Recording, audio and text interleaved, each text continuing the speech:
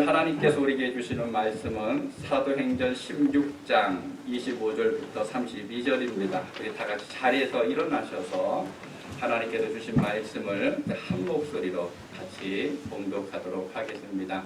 사도행전 16장 25절부터 32절까지 같이 읽겠습니다. 함중중되어 바울과 실라가 기도하고 하나님을 찬미하되 죄수들이 듣더라. 이에 호련히 큰 지진이 나서 옥토가 움직이고 문이 곧 다 열리며 모든 사람의 매인 것이 다 벗어지니라. 간수가 자라가 깨어 문물들이 열린 것을 보고 죄수들이 도망한 줄 생각하고 검을 빼어 자결하려 하거늘 바울이 크게 소리질러 가로되 내 몸을 상하지 말라. 우리가 다 여기 있노라 하니 간수가 등불을 달라고 하며 뛰어들어가 무서워 떨며 바울과 실라 앞에 굴복하고 저희를 데리고 나가 가로되 선생들아 내가 어떻게 하여야 구원을 얻으리까 하거늘 가로되 주 예수를 믿으라. 그리하면 너와 내 집이 구원을 얻으리라 하고 주의 말씀을 그 사람과 그 집에 있는 모든 사람에게 전하더라. 아멘. 자리에 앉아주시겠습니다. 여러분 반갑습니다. 부족하고 또 약한데도 불구하고 또 저를 담임 목사로 불러주셔서 정말 감사드리고요. 특별히 오늘 강구하시면서 지난 2년 동안 열심히 기도하시면서 그 기도의 결과로 제가 이곳에 왔다라고 생각하니까 더 떨립니다. 더 좋아야 되는 것 같은데 근데 오히려 더 두렵기도 하고 내가 와서 혹시 또 잘못하면 어떻게 하나 하나님께서 원하시는 것이 있을 텐데 그것을 잘못 분별해서 또 내가 잘못하면 어떻게 하나라고 하는 그 두려운 마음이 제 마음속에 더 크게 다가옵니다. 여러분들 저를 위해서 기도해 주시고 또 내 생각이 아니라 성령께서 인도하시는 대로 이 교회를 아름답게 함께 세워갈 수 있는 그런 목회자가 될 수 있게 해달라고 기도해 주시면 감사하겠습니다. 제가 미국에 온 지는 이제 16년 정도, 이제 만 6년이 다 돼갑니다. 그동안 처음에는 라스베가스에서 한 4년 반 정도 이제 목회를 했었고요. 그것은 이제 미국에서 그 한인 교회들 중에서도 이제 가장 힘든 지역이다라고 많은 분들이 이야기합니다. 그래서 진짜 선교지가 라스베가스다라고 하는 그 말들이 이제 목회자들 사이에 있었습니다. 그리고 거기에 있다가 잠시 LA로 가서 제가 아는 목사님 교회에서 한 3년 정도 부교육자로 섬기다가 그리고 나서 이제 뉴올리언스에 가서 거의 8년 넘게 이제 교회를 섬겼습니다.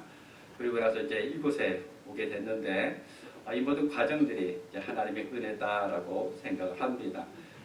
제 아내하고 또 다른 지난주에도 잠깐 인사를 했었고요. 아들도 대학원 공부하는데 좀 한번 와라 그랬더니 연말 돼가지고 주말이 더 바쁘다고 일을 같이 하면서 하다 보니까 학교에서 주어진 일들이 많아서 시간을 낼 수가 없다라고 해서 언제 올지 모르겠습니다. 나중에 오면 같이 예배드리면서 인사하는 시간을 갖도록 하겠습니다.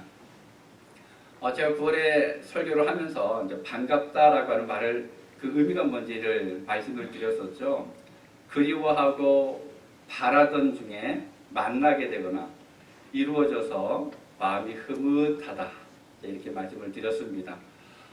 그래서 성경교회 담임 목사로 청빙이 확정됐다라고 하는 그 소식을 듣고 나서 여러분 만나기를 정말 간절하게 기다렸습니다. 그래서 그랬는지 이제 지난 주일날 박 선교사님은 3개월이 정말 빨리 갔다라고 말씀을 하셨는데 제 입장에서는 안 됐던 것 같아요. 달팽이가 막 기어가는 것처럼 시간이 너무 안 갔어요. 그러니까 한 달을 기다린 것이 아니라 1년을 기다린 것 같은 이제 그러한 느낌이 있었습니다. 그래서 그런지 오늘 여러분을 보니까 정말 좋습니다. 정말 흐뭇하고 반갑습니다. 저만 그런가요? 여러분도 그렇죠? 감사합니다. 그 기쁜 마음을 가지고 우리가 함께 신앙생활을 이루어갈 수 있으면 좋겠습니다. 잠시 기도하겠습니다. 아버지 하나님, 하나님께서 우리를 사랑하시고 돌보신 은혜에 감사합니다. 이 시간 우리가 예비하면서 하나님의 말씀을 듣습니다. 용의 귀를 열어주시고 마음의 문을 열어주시어서 하나님의 음성을 듣고 주의 뜻을 깨달으며 성령의 인도하심 속에 결단할 수 있는 우리 모두가 될 수 있도록 도와주옵소서. 연약한 자가 주의 말씀을 들고 앞에 섰습니다. 그리스도의 보배로운 피로 감추어주시고 오직 하나님의 말씀만이 드러나게 하여 주옵소서. 모든 것을 주님께 맡겨드리옵고 예수님의 이름으로 기도하옵나이다. 아멘. 벌써 계절이 이제 결실의 계절 끝자락에 와 있습니다. 보통 이제 가을이다라고 이야기를 하죠. 근데 이 가을이라고 하는 말을 하면 어떤 의미일까? 사전에서 한번 찾아봤습니다. 그랬더니 두 가지로 설명을 하더라고요. 첫 번째는 무더위가 가고 찬바람이 돌면서 단풍이 물들고 곡식과 과일이 익는 계절, 이렇게 되어 있고, 두 번째로는요, 농작물을 거두어 들이는 일, 그러니까 농사를 다 지은 다음에 그것을 거두어 들이는 일을 가을이라고 그러죠. 그래서 예전에 어르신들이 가을거지라고 하는 말을 간혹 쓰셨던 것 같은데 그 말이 생각이 납니다. 9월에 설교를 하면서 이곳에 올 때 보니까 들판에 옥수수하고 콩들이 참 많이 심겨져 있었습니다. 그래서 그 넓은 밭을 지나왔는데, 그런데 얼마 전에 지나갔던 그 길을 가다 보니까 이번에는 아무것도 없는 거예요. 옥수수도 콩도 없습니다. 이미 추수가 다 끝난 거겠죠. 여러분, 이 웬만한 것들은 추수가 지금 다 맞춰졌을 것입니다. 농작물을 심고 가꾸고 했던 것들 이제 거두어들이게 됐는데, 이 추수의 계절에 우리가 농사는 짓지는 않았지만, 우리가 직접 씨 뿌리고 또 농작물을 키우지는 않았지만 2021년이라고 하는 한 해를 살아오면서 2021년 1월 1일부터 해서 지금까지 살아오면서 우리에게 주신 하나님의 은혜가 뭘까? 살아오면서 힘든 일도 있었을 것이고 눈물 흘릴 때도 있었고 괴로울 때도 있었는데, 그럼에도 불구하고 하나님께서 내게 주신 은혜가 뭘까라고 하는 것을 우리가 생각해 봐야 합니다. 그러면서 그 은혜 속에서 내게 맺혀진 열매, 힘든 것이 다시 회복되어지고 연약한 육신들이 다시 건강해지고 또 우리 기도의 제목들이 이루어지는 그런 열매들이 있을 것인데, 그것들이 무엇인가를 우리는 돌아볼 수 있어야 돼요. 그리고 그 열매 때문에 하나님 감사합니다. 나 혼자는 살아올 수 없었을 텐데 하나님께서 이렇게 인도해 주셔서 내가 오늘 여기 이 자리에 있습니다라고 하면서 우리는 감사할 수 있어야 합니다. 제가 그리스 성경교회 오기까지 많은 우여곡절이 있었습니다. 뉴올리언스 교회에서 이제 교회 사임을 하고 잠시 휴식을 취한 다음에 다음 사역지를 찾고 있었는데, 한국으로 돌아가야 할까? 아니면 미국에 그대로 남아서 목회를 해야 될까? 이런저런 기도를 하면서 사역지를 알아보고 있었습니다. 그러는 와중에 어느 교회에서 요청이 있었는데 제가 생각대로 되지 않아서 결정되지 않았습니다. 그런 것들을 바라보면서 한때 잠시 실망감이 들었어요. 이게 뭘까? 하나님 도대체 뭘 어떻게 하시려고 이러시는 걸까? 라고 하면서 하나님 앞에 섭섭한 마음이 들기도 했고, 때로는 도대체 뭘 원하시는 걸까? 라고 하면서 이제 약간 이제 의문이 이렇게 드는 그런 순간들도 있었습니다. 그런데 이제 그러한 와중에도요, 하나님께서 놀랍게 열매를 준비해 놓고 계셨다라고 하는 사실을 이제 나중에 발견하게 됩니다. 개인적으로는 생각하지 않았던 바로 이곳에 와서 우리가 다시 사역을 시작하게 했는데, 그래서 저는 지금 이 모든 것들이 이 교회에 와서 담임 목사로 여러분과 함께 신앙생활을 하고 또 이곳에서 지내는 이 모든 것들이 하나님의 은혜 때문이다 라고 하는 것을 생각하면서 제 마음속에 감사가 넘쳐나고 있습니다. 여러분, 감사는요, 그리스도인의 삶에 있어서 가장 중요한 특징이에요. 그럼 감사하는 사람들 가만히 살펴보면 많은 분들이 그리스도인인 것을 발견할 수가 있습니다. 여러분 누가 그리스도인인지 아세요? 어떤 사람을 그리스도인이다라고 이야기합니까?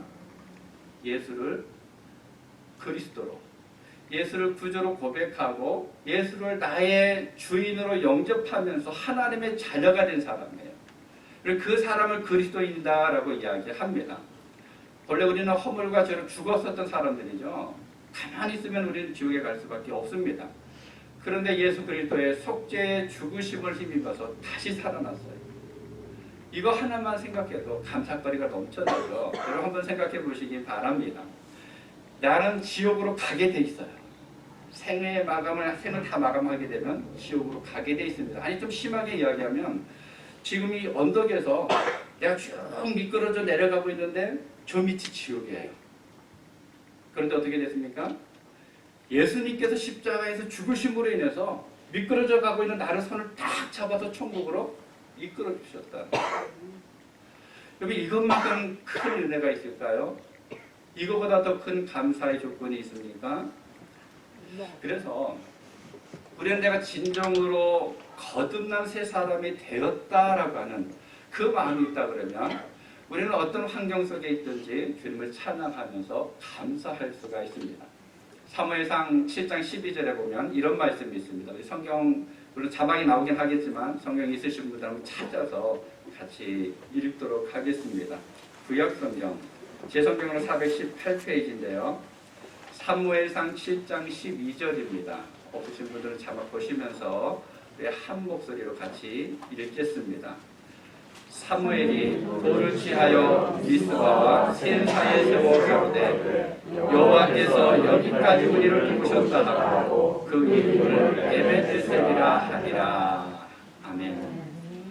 이스라엘 백성들이 이제 미스바에 모여서 오랜만에 심령 부흥회를 지금 열고 있습니다. 이스라엘 백성들이 섬기고 있었던 우상들을 다 버리고 집안에 숨겨놨던 우상들을 다 버리고 또 금식하면서 자기 자신들의 죄를 회개하면서 하나님의 말씀을 듣고 결단하는 정말 오랜만에 하나님과의 관계가 회복되는 그런 시간들을 이스라엘 백성들이 한자리에서 모여서 가지고 있었어요. 그런데 이 말을 블레셋 사람들이 듣고는 몰려왔습니다. 뭐 같이 그 자리에 참여하려고 몰려온 것이 아니라 싸우기 위해서 왔습니다. 전쟁을 일으키기 위해서 그곳에 올라왔는데 사무엘 선지자가 그 말을 듣고는 어린 양을 하나 가져다가 이제 하나님 앞에 번제를 드리고 그리고 나서 이스라엘 백성들이 전쟁에 참여합니다. 이 이스라엘 백성들이 전쟁을 향해서 나갈 때 하나님께서 가만히 계시지 않고 하늘에서 어떤 기적을 베풀어 주셨죠. 여러분 혹시 그게 뭔지 아십니까? 성경에 보면 큰 우레라고 되어 있습니다. 엄청나게 큰 천둥소리예요. 사람이 그냥 들을 수 없는, 그래서 귀를 막아야만 되는 그런 천둥소리를 하나님께서 블레셋 군사들에게 들리게 해주셨다는 거예요. 그러니까 그 말을 듣고는 블레셋 사람들이 혼민백산에서 다 흩어지게 됩니다. 결국은 이스라엘이 전쟁에서 이겼고 그리고 옛날에 빼앗겼던 그 땅도 다시 차지하게 됩니다. 그 전쟁이 끝난 다음에 사무엘 선지자가 돌을 가져다가 이 돌을 세우면서 에베네셀 도움의 돌이라는 거죠. 하나님께서 도와주셨다라는 겁니다. 자기 자신들의 힘으로 전쟁에서 이긴 것이 아니라 하나님의 도우심으로 이 전쟁에서 이겼다라고 하는 그 의미에서 이 돌을 세웠습니다. 하나님을 인정하는 게 아니에요. 우리는 아무것도 아니지만 하나님께서 도우셨기 때문에 이겼다라는 것을 공부하고 있습니다. 그러면서 감사하고 있다라는 거예요. 여러분 오늘 이 순간까지 도우신 하나님의 손길이 있었다라고 하는 것을 기억하실 수 있기 바랍니다. 아니 이 도움의 손길이 있어야만 돼요. 이 도움의 손길이 없다 그러면 우리는 하루도 살아갈 수가 없습니다. 오늘 본문에서 우리는 놀라운 감사를 하는 두 사람을 만날 수가 있습니다. 여러분 누구입니까? 바울과 실라입니다. 바울과 실라예요. 이 두 사람은 우리에게 감사하는 신앙의 모범을 보여주고 있습니다. 어떻게 감사해야 될까? 어떤 상황에서 감사해야 될까? 알려주고 있습니다. 사도 바울과 실라가 이제 빌립보 지역에 가서 이제 전도 활동을 하고 있었습니다. 그런데 이제 그 지역에 점치는 귀신 들린 여자 하나가 있었어요. 이 귀신 들린 사람이 바울과 실라 일행을 따라다니면서 이렇게 말하는 겁니다. 이 사람들은 지극히 높은 하나님의 종으로서 구원의 길을 너희에게 전하는 자라.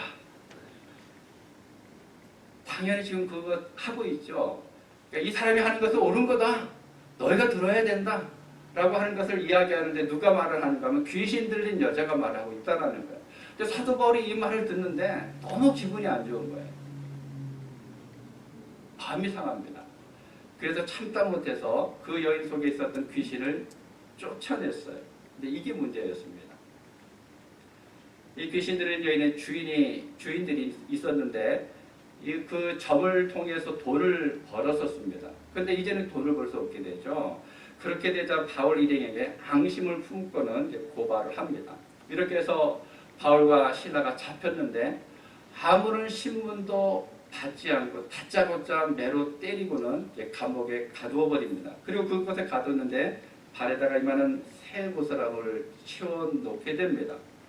한밤중에 이 바울과 실라가 아픈 몸으로 하나님을 찬송하고 기도합니다. 그러다 그때 옥문들이 열려요. 사람들의 발목에 채워놨던 그 쇠사들이 하나 둘씩 다 풀려나기 시작을 합니다. 오늘 보면 26절에 이렇게 기록합니다. 이에 혼련히 큰 지진이 나서 옥토가 움직이고 문이 곧 다 열리며 모든 사람의 매인 것이 다 벗어진지라. 그 순간에 간수가 졸고 있었던 것 같습니다. 그러니까 요란한 소리 깜짝 놀라서 이제 눈을 비비면서 보니까 생각만 해도 끔찍한 일이 일어났어요. 옥문들이 활짝 열려진 것입니다. 순간 넋이 나갔죠. 정신이 나갔습니다. 그래서 스스로 목숨을 끊으려고 합니다. 그것이 27절에 보면 간수가 자다가 깨어 옥문들이 열린 것을 보고 죄수들이 도망한 줄 생각하고 검을 빼어 자결하려 하거늘. 이제 어둠 속에서 감옥 안에 있으니까는 이제 사도 바울이 가만히 있겠죠. 근데 밖을 보니까는 이 간수가 칼을 빼서 죽으려고 합니다. 바로 그 간수를 향해서 사도 바울이 크게 외치는 거예요. 바울이 크게 소리 질러 가로되 28절입니다. 내 몸을 상하지 말라. 우리가 다 여기 있노라. 사도 바울이 간수를 향해 잠깐만 칼을 내려라. 우리가 도망가지 않았다. 우리가 한 사람도 나가지 않고 여기 다 있으니까 진정해라. 라고 이야기합니다. 우리가 다 여기 있노라. 여러분 이거는 상식적인 행동이 아니에요. 여러분 감옥에 갇힌 사람이 문이 열려지고 자기들 채우고 있었던 수갑이나 쇠사들이 풀리면 어떻게 합니까? 도망가는 거죠. 이게 상식적인 일인데 일반적인 일인데 그런데 이 사도 바울 일행의 상식적이지 않은 이 행동으로 인해서 간수는 물론이고 모든 가족들이 회개하고 구원을 받게 됩니다. 그러나 하나님께서는요. 고난 가운데서도 하나님께 감사하며 찬양하는 주의 백성들을 통해서 놀라운 역사를 이루어 가시는 겁니다. 여러분 한번 생각해 보시기 바랍니다. 방금 전까지예요.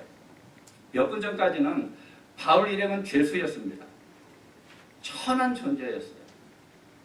패배자입니다. 매맞은 사람입니다. 그런데 한밤중에 그들이 기도하고 찬송하니까 옥문이 열렸다라는 거예요. 그것으로 끝난 것이 아니죠.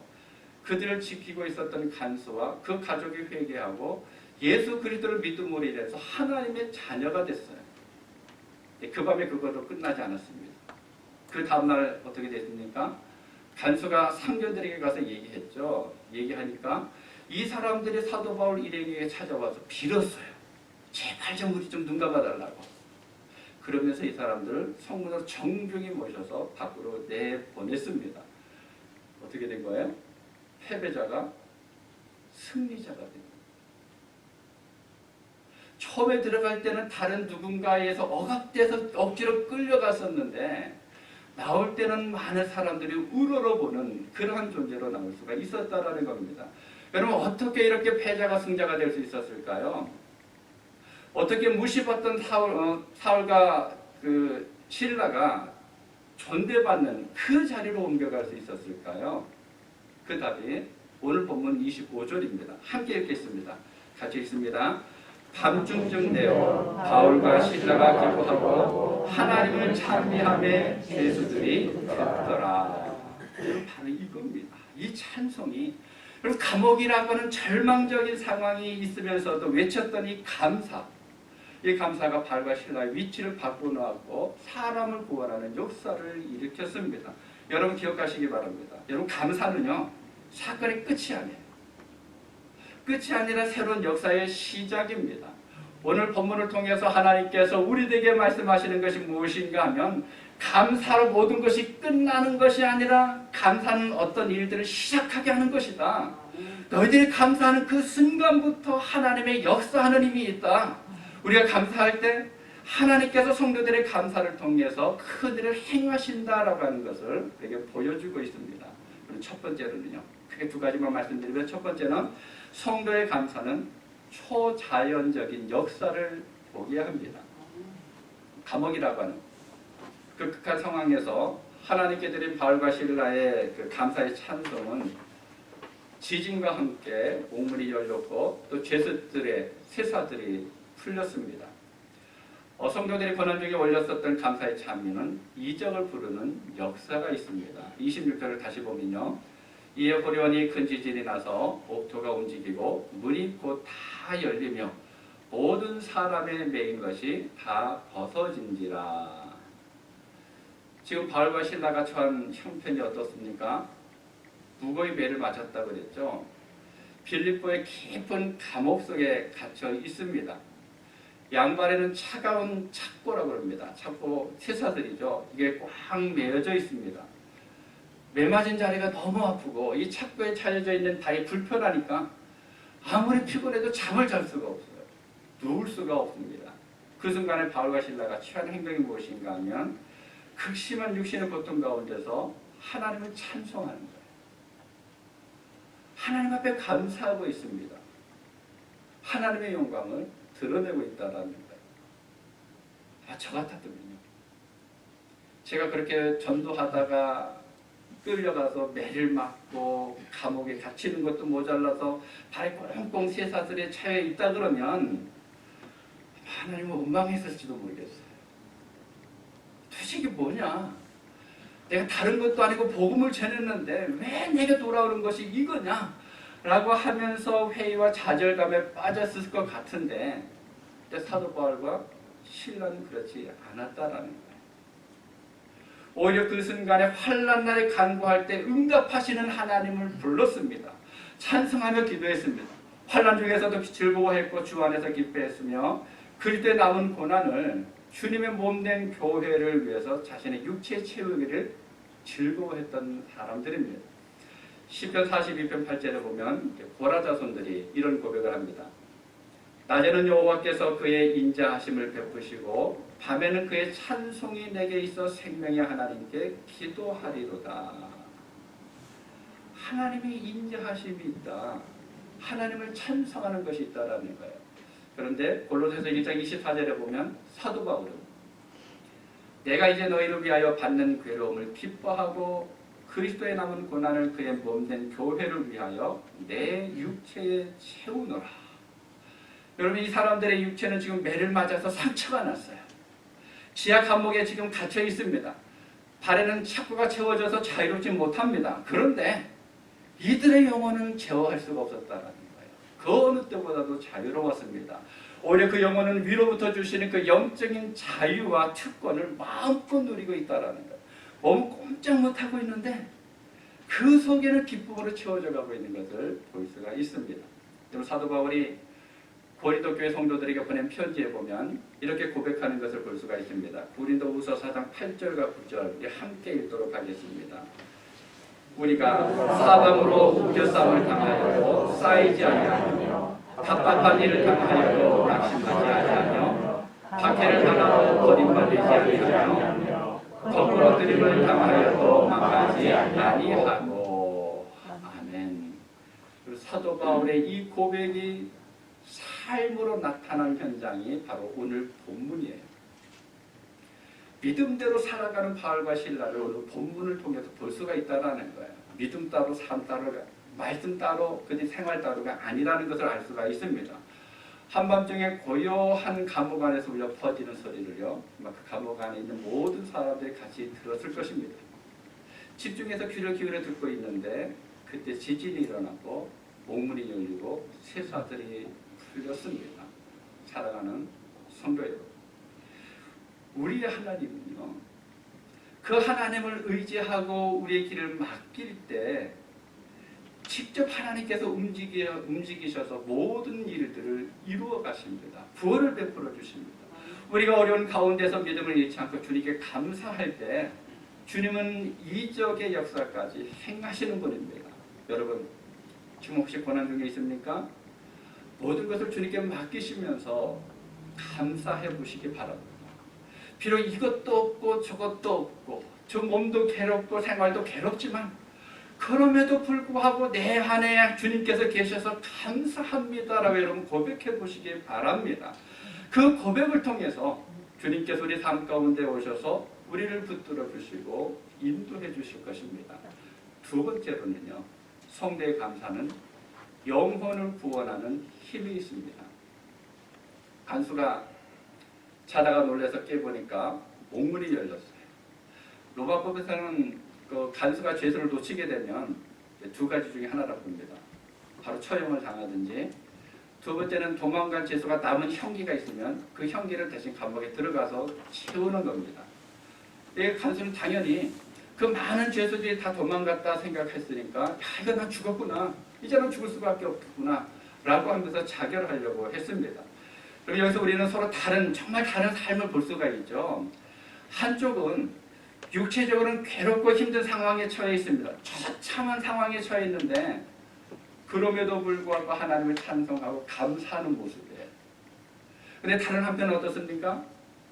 자신의 그 무거운 짐을 어떻게 할 수 없어가지고 이걸 감당할 수 없어서 스스로 목숨을 끊으려고 하는 모습입니다. 좀 극단적으로 얘기하면 하나님을 아는 사람과 하나님을 모르는 사람의 삶의 태도다라고 볼 수가 있습니다.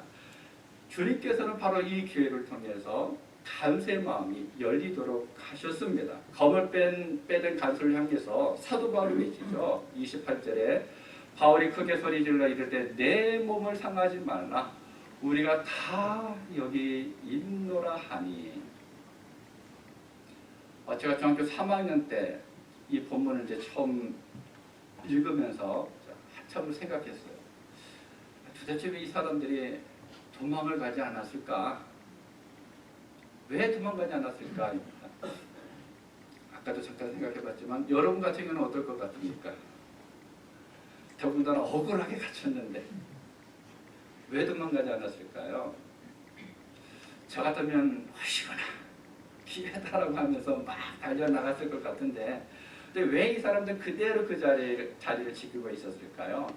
다른 사람들은 모르겠습니다. 아마도 이 바울과 실라는 이 기적적인 사건을 통해서, 하나님께서 베풀어 주신 이 놀라운 기적을 통해서 복음을 전하는 것뿐만 아니라 이 복음의 정당성, 그 당시에 복음이 뭐 별거냐, 아니면 사람들에서 왜곡당하고 있는 그런 순간이었는데 이 복음이 얼마나 정당한지 당당한지, 그리고 이 복음이 얼마나 가치가 있고 힘이 있는지를 보여주고 싶었었던 것 같아요. 복음 안에 거하면 우리가 이렇게 됩니다. 우리가 예수님과 함께 살아가며 이런 삶을 누릴 수가 있습니다라고 하는 것을 몸으로 보여주고 싶었었다라는 거죠. 사도 바울을 통해서요. 그럼 참 신앙인의 가치관이 무엇인지, 신앙인들이 이 땅을 살아갈 때마다 어떤 가치관을 살아가야 되는지, 또 믿음의 사람들이 가지고 있는 그 여유가 무엇인지를 볼 수가 있다는 거예요. 그리고 하나님께서 이 사건을 통해서 빌립보 지역에 복음을 전하는 중요한 일을 시작하십니다. 이때부터 복음이 막 전파되기 시작을 한다는 겁니다. 복을 지키는 이 간수가 옥문이 열려서 죄수가 다 도망한 줄 알고 못 칼을 대고 죽으려고 했겠죠. 죄수들이 그대로 있다라고 하는 그 소리를 듣고 여러분 그 순간에 어떤 느낌이었을까요? 죽으려고 하는데 야, 우리가 다 여기 있어. 여러분이 간수였었다 그러면 여러분 어떤 느낌이었을 것 같습니까? 아마도 이 간수는 심장이 멎는 듯한 전율을 느꼈을 것 같아요. 모든 걸 다 포기하고 야, 이제 난 죽어야 되겠구나. 우리 가족들에게 피해가 가지 않도록 내가 다 책임을 짊어져야 되겠구나 라고 생각하면서 죽으려고 하는데, 아니야, 우리 다 여기 있어. 이 소리를 듣고 그냥 막 좋아가지고 그래 너 있냐 너 있냐 이렇게 확인했을까요? 제 생각엔 그건 아닐 것 같아요. 마음속에 아마 이 심장이 정말 팍한 어떤 느낌이 있었을 것 같습니다. 그래서 신학자 브루스라고 하는 사람이 이렇게 말을 합니다. 간수가 파울 일행에게서 무엇인가 섬뜩한 신비를 느꼈을 것이다. 신비함을 느꼈을 때, 그런데 섬뜩하다라는 거죠. 나는 도무지 감당할 수 없는, 나는 도저히 행할 수 없는 그러한 것들을 느꼈을 것이다 라고 말합니다. 그래서 경외의 마음이 압도돼서 그 다음에 바울과 신라를 향해서 뭐라고 말합니까?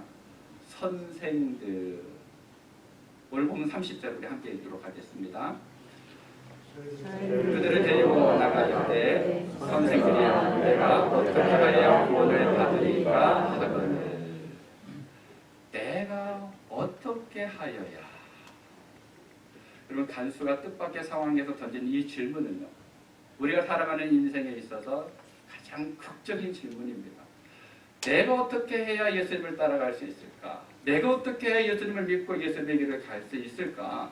간수는 지금까지 한 번도 경험하지 못했던 그 사건 속에서 심하게 요동치고 있는 자기 마음과 달리, 지금 이 간수는 온 문들이 열려지고 하는 그 모습, 자결 하려고 그러다가 또 사람들이 있다라고 하는 소식을 들으면서 이 마음이 갈팡질팡했을 거예요. 뭐 이러지도 저러지도 이렇게 해야 되나 저렇게 해야 되나 모르고 있는데, 그런데 그에 비해서 앞에 있는 사울과 시라를 보니까 너무 평안한 거예요. 얼굴이 환합니다. 그것을 보면서 이 간수가 하는 말이, 참된 구원이 어디 있을까? 야, 내가 어떻게 하면 너희들이 느끼는 그 평안을 누릴 수 있느냐? 야, 내가 어떻게 하면 너희들이 믿는 그 믿음 안에 갈 수 있겠느냐라고 하면서 지금 묻고 있는 겁니다. 그리고 그 다음에 사도 바울 일행이 전하는 그 복음을 듣고 예수라고 하는 새 이름을 소개받습니다. 그 이름을 믿고 믿음 안에 거하는 겁니다. 31절과 32절을 보면 이르되 주 예수를 믿으라. 그리하면 너와 내 집이 구원을 받으리라 하고 주의 말씀을 그 사람과 그 집에 있는 모든 사람에게 전하더라. 디모데후서 4장 2절을 보면 사도 바울이 디모데에게 권면하는 말씀이 있습니다. 너희는 말씀을 전파하라. 때를 어떤지 못 어떤지 항상 힘쓰라. 범사의 오래 장문과 가르침으로 경책하며 경계하며 권하라. 사도 바울은 성도들에게 이렇게 가르친 것뿐만 아니라 본인들도 실제로 그렇게 살았습니다. 복음 전대 현장에 나가서 그 말씀을 전하고 있었다라는 겁니다. 여러분, 바울과 실라는 감옥에 갇혀 있으면서 고백한 그 감사를 통해서 하나님의 이적을 보았습니다. 그것뿐만 아니라 그 감사를 통해서 복음이 전해지고 영원히 구원받는 그 구원의 역사도 경험했습니다. 여러분, 사도 바울 일행에만 이런 능력이 있을까요? 우리의 감사는 아무런 힘이 없습니까? 우리가 하나님 앞에 감사하면 그 일을 통해서 아무것도 일어나지 않을까요? 아닙니다. 똑같아요. 우리가 감사해도 그 감사를 통해서 기적이 일어나고 사람들이 구원받는 역사를 볼 수가 있습니다. 왜 그렇습니까? 내가 하는 것이 아니라 그 다음에 하나님께서 일을 하시기 때문에 그렇습니다. 우리가 감사할 수 없는 상황에서 감사한다 그러면 하나님께서는 우리가 더 감사할 수 있는 상황으로 만들어 가십니다. 교부시대에 탁월한 설교자였던 크리소스톰이 복음을 전하다가 체포됐습니다. 감옥에 갇히게 됐는데 그때 이렇게 기도했다고 합니다. 주님, 옥에 갇힌 죄수들에게 전도하라고 이곳에 저를 파송해 주셨군요. 정말 감사합니다. 그리고 기도한 대로 감옥에서 열심히 전도했습니다. 복음을 전했어요. 그러다가 이제 처형 당하는 그런 선고를 듣게 됩니다. 이렇게 또 기도했다고 합니다. 주님, 감사합니다. 성도의 가장 아름다운 죽음이 순교라고 했는데 저 같은 사람을 순교의 반열에 동참케 하시니 감사합니다. 야, 이제 너 죽을 거야 라고 하는 소식을 들었는데 감사합니다 라고 하나님 앞에 반응했다라는 거죠. 그리고 처형날이 됐습니다. 이제 끌려갑니다. 그런데도 이 사람의 마음이 평온했다라는 거예요. 오히려 감사로 충만해져 갑니다. 시적 사형을 집행해야 되는데 바로 얼마 전에 상부에서 이 사형 집행을 중지하라 라고 하는 이제 연락을 받게 됩니다. 이 소식을 듣고 나서 그리스도인이 다시 이렇게 말합니다. 주님 감사합니다. 아직도 종에게 할 일이 더 남았다는 것입니까? 죽도록 충성할 수 있도록 도와주옵소서. 그리고 이 사람이 기도할 때마다 뭐라 그랬습니까? 감사합니다. 잡혀가도 감사하고, 너 죽을 거야 라고 하는 그 순간에도 감사하고, 너 살았어 라고 할 때도 감사하고, 여러분 어떤 상황 속에서도 감사할 수가 있습니다. 여러분 우리는 엄청난 특권을 가지고 있는 사람들이에요. 예수 믿는 사람들은 그냥 이 땅을 살아가는 시덥잖은 사람들이 아닙니다. 하나님의 사람들이에요. 예수 그리스도의 구속의 은혜로 구원을 받았고 하나님의 자녀가 된 사람입니다. 다른 사람들은 그걸 얻기 위해서 몸부림쳐도 얻을 수 없는데 예수님을 통해서 우리는 그것을 거저 얻었습니다. 그리고 하나님 나라의 상속자가 됐어요. 약속의 소망을 가진 사람입니다. 우리는 이 땅을 살아가면서 얼마든지 하나님의 도우심과 인도하심을 받을 수 있는 그러한 권세가 있는 사람입니다. 그 약속을 받은 사람이라는 거예요. 약속의 자녀들입니다. 언약의 백성이에요. 택함을 받은 백성들입니다. 그리고 이 사실을 분명하게 깨달아서 안다 그러면요, 감사하지 않을 수가 없다라는 거예요. 힘든 이 순간에도 이것도 하나님께서 고쳐주실 거야, 이 순간에도 하나님께서 인도해 주실 거야 라고 하면서 감사할 수가 있습니다. 일이 잘 풀리더라도 이렇게 인도해 주셔서 감사합니다. 일이 잘 안 되더라도 그 다음에 하나님께서 이렇게 하실 것이기 때문에 감사합니다 라고 말할 수가 있습니다. 여러분 우리는 우리의 삶을 보면서 얼마든지 감사할 수 있는 조건들을 가지고 있습니다.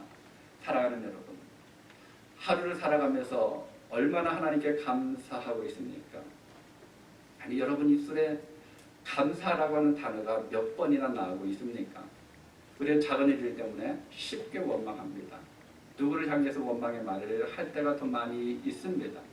하나님의 뜻이 무엇인지 알고 또 그 뜻대로 살아가겠다라고 기도하기도 하지만 하나님 제가 이렇게 살기를 원합니다라고 기도하긴 하지만 그러나 우리는 하나님의 뜻과는 점점 더 멀어져가는 삶을 살아갈 때도 있습니다.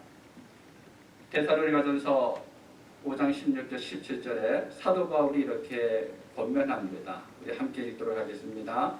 항상 기뻐하라, 쉬지 말고 기도하라, 범사에 감사하라. 이것이 그리스도 예수 안에서 너희를 향하신 하나님의 뜻이니라. 아멘. 여러분 감사는요 단순한 고백이 아니에요. 그냥 고백하는 것으로 끝나는 것이 아니라 어떻게 됩니까? 하나님의 뜻을 이루는 거예요. 하나님께서 원하시는 바를 행하기를 원한다 그러면 감사합니다 이 한마디만 베풀어도 하나님이 원하시는 삶을 살아가는 겁니다.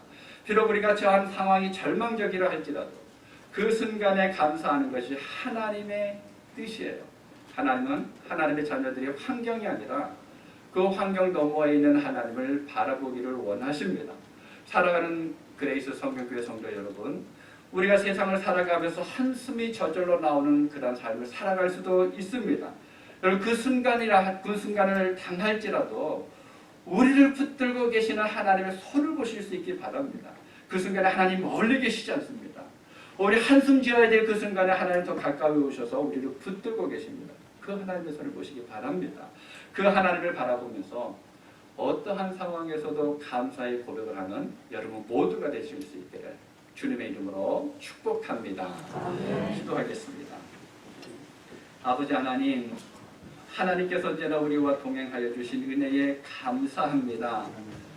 우리가 이 땅을 살아갈 때 때로는 넘어지고 이리 치이고 저리 치이고 또 이런저런 일들로 인하여서 마음의 실망이 있고 또 감당할 수 없는 그런 일들을 겪을 그런 순간에도 하나님께서 우리와 함께 하시고 우리의 모든 것들을 붙들어 주신 은혜에 감사합니다. 오늘 바울과 실라가 감옥에서 감사했던 것처럼 우리 그레이스 성경교회 성도 한 분 한 분들은 어떠한 순간에라도 늘 감사할 수 있도록 도와주시옵소서. 내게 주신 것으로 인하여서 감사하고 없는 것으로도 감사하고 또 우리가 달려가는 것으로도 감사하고 멈추는 것으로도 감사할 수 있도록 도와주옵소서. 그래서 우리의 감사를 통해서 하나님께서 우리 가운데 역사하시는 놀라운 권능을 맛보며 살아갈 수 있는 우리 모두가 되도록 도와주옵소서. 모든 것을 주님께 맡겨드리옵고 예수님의 이름으로 기도하옵나이다. 아멘.